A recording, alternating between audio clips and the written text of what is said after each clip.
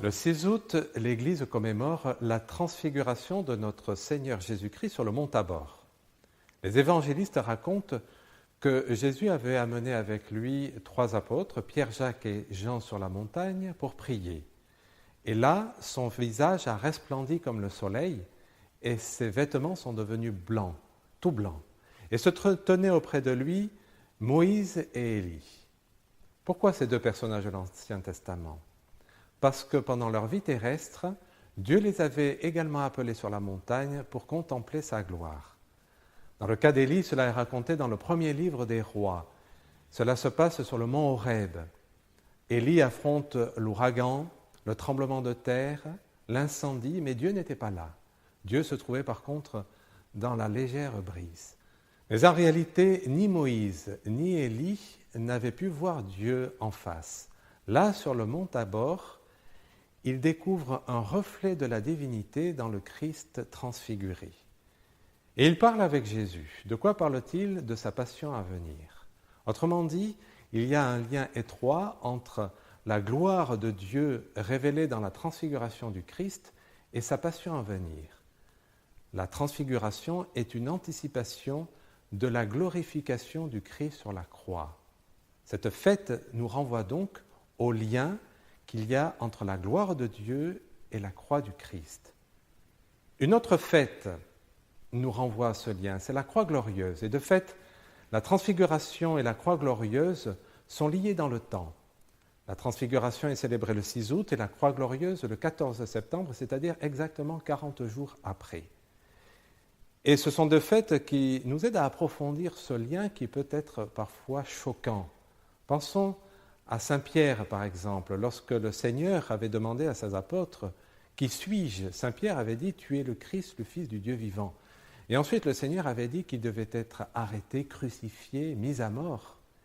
Et cela, Saint Pierre ne l'acceptait pas. Cela ne t'arrivera pas, avait dit Saint Pierre. Une semaine après, le Seigneur apparaissait transfiguré à Saint Pierre, à Jacques et à Jean.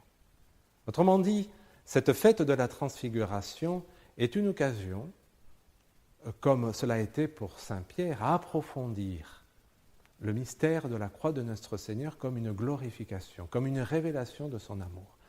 Non pas que la gloire se réalise dans les souffrances, la gloire s'identifie à l'amour qui est vécu dans toutes ses conséquences. La transfiguration que nous célébrons pendant le mois d'août est une invitation à lever les yeux vers le ciel, à demander cette vertu de l'espérance et à en vivre lorsqu'il nous arrive certaines peines ou des épreuves, à demander au Seigneur la joie d'espérer la béatitude céleste.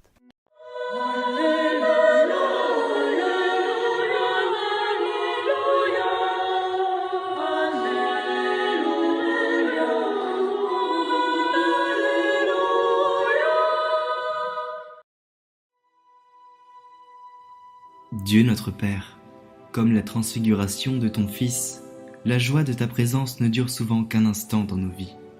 Pourtant, c'est ta gloire qui passe et nous touche au plus intime du cœur. Aide-nous à marcher avec fidélité à travers l'obscurité et les peines de cette vie, pour rejoindre un jour celui qui est maintenant dans la lumière, Jésus le Christ notre Seigneur. Amen.